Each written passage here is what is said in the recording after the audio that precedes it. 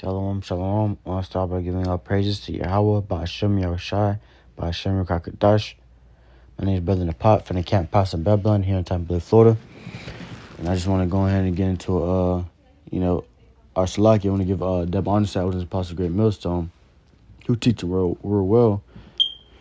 And I just want to get into a short class, just a quick hit on this scripture. Sirach chapter 19, verse 29 on down to 30. But to get straight into it, it says, a man may be known by his look, and one that hath understanding by his countenance when thou meetest him. All right. So, a man is known by his looks, man. When the person comes up to you, or you, for example, when you out at camp, you're known for your looks. People observe that, how you look, how you carry yourself. If you really going by what you say, if you really following the things you preach out there, if you come into, for example, you come into somebody, you tell them they can't eat pork and you eating a pepperoni pizza, man, they go look at you like, yo, this guy's ignorant, man. You know what I'm saying? Or if a Jake come to you, sagging his pants, walking in a not so, benevolent way, just for a lack of words, or just walking like he in the hood still, or in the ghetto, or he gang banging or something, and he try to teach you about, the truth, or the Bible, you know what I'm saying? You'll look at him like, what's going on, man? Because you can't teach somebody when you're not following it yourself, man.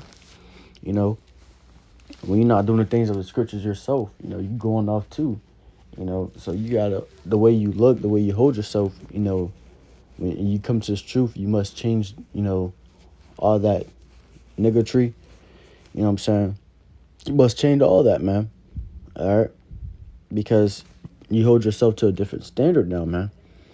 All right?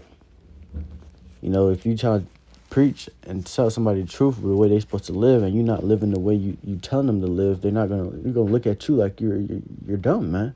All right? And that's just how anybody will look at you, man. You look like a fool,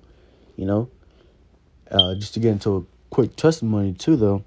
I remember me and my brother were out at camp, and these group of girls, were walking by, and they stopped at us, and it was like, they was asking questions, just trying to inquire, but man, you know how a woman is, man. They was little girls, man.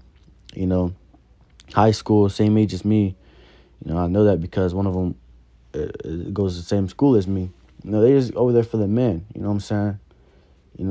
But there was the girl.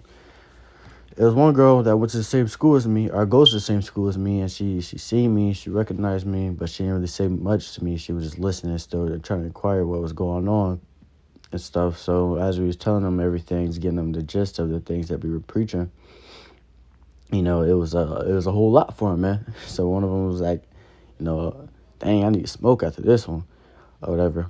But we got into that smoking junk with them. They ain't supposed to be, you ain't supposed to defile your temple. You're not supposed to smoke, none of that. That's defiling your temple and stuff. Most likely they weren't listening. Most likely they still do it. But the girl that went to my school, a few months later, she we really don't talk like that. It's just here and there we talk, but overall we don't talk. You know what I'm saying? But the day, because we had third period together, and a few months later from the camp, she finally says something about it, really, because at school around time, we all had to wear masks, and especially in that class, the teacher made us wear masks, because she was really afraid of it. The teacher had like 5, of them things, but it was a sub in there that day. So I had took my mask off, and I guess it just reminded her about it. She remembered because, she seen my face back at camp. And she was like, she asked me a question. She was like, so do you smoke? And I guess she tried to take me off guard, like, because anybody else, she just asks anybody else, that's still smoking and try to teach her that scripture, what I'm saying? But they were still smoking on the low or whatever. They probably would slip up, what I'm saying? Slip up and be like, oh yeah, you know what I'm saying? But me being, the brother I am, I never did any type of thing or smoked before. I never did any of that before. I told her, nah, no, I never did that before at all, actually. And she was like, oh, okay. I was just trying to see if you really live about what you speak at, what you were speaking like at the river walk, where we was preaching at, prophesying at. And, it really, it really got me because I was like, dang, man. Because what if I, because I forgot all about that encounter at the time. I forgot that she came there. And what if I, were actually doing that on the low, I would have just told her straight up, not regarding that, you know what I'm saying? You could easily slip up like that.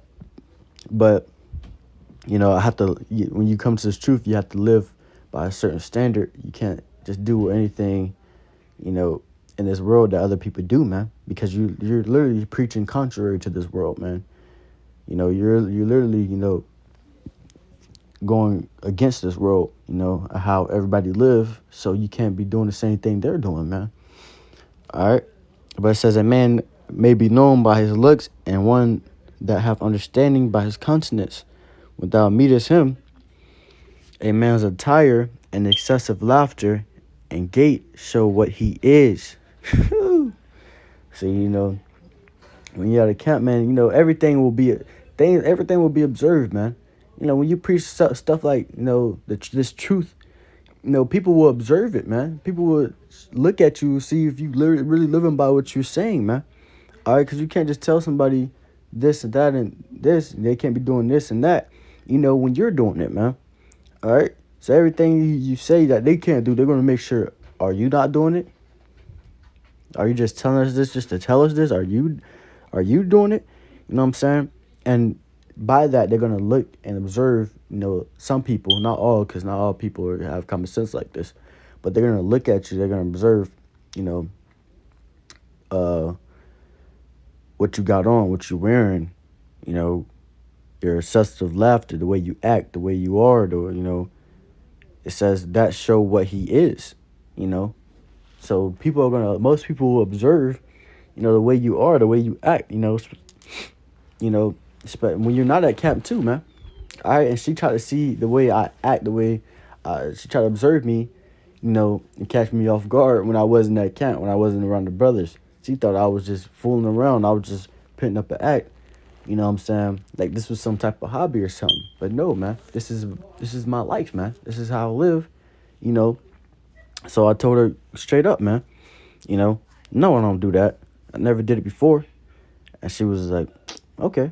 Oh, I was just trying to see if you really live about what you spoke, when you was out there preaching, And you're going to get a lot of that in this truth, man.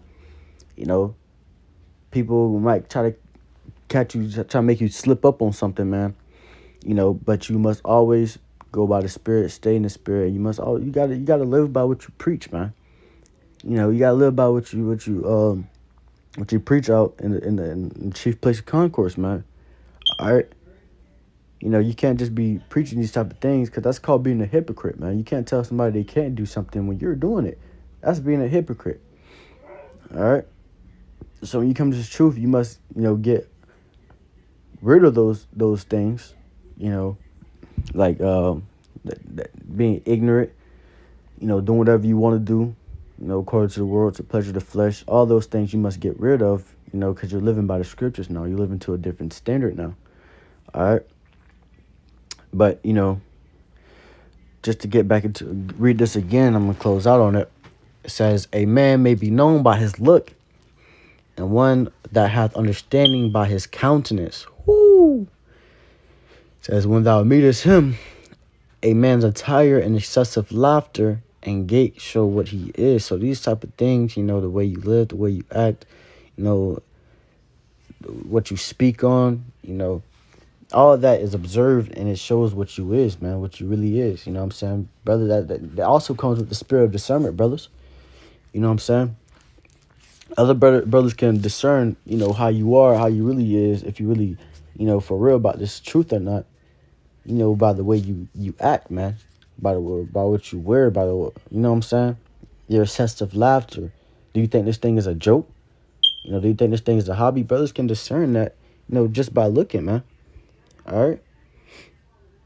So, but that's all I want to give on that. I want to give our praises to Yahweh, by Hashem Yahushai, by Hashem Kakadash. I hope all was edified. Shalom.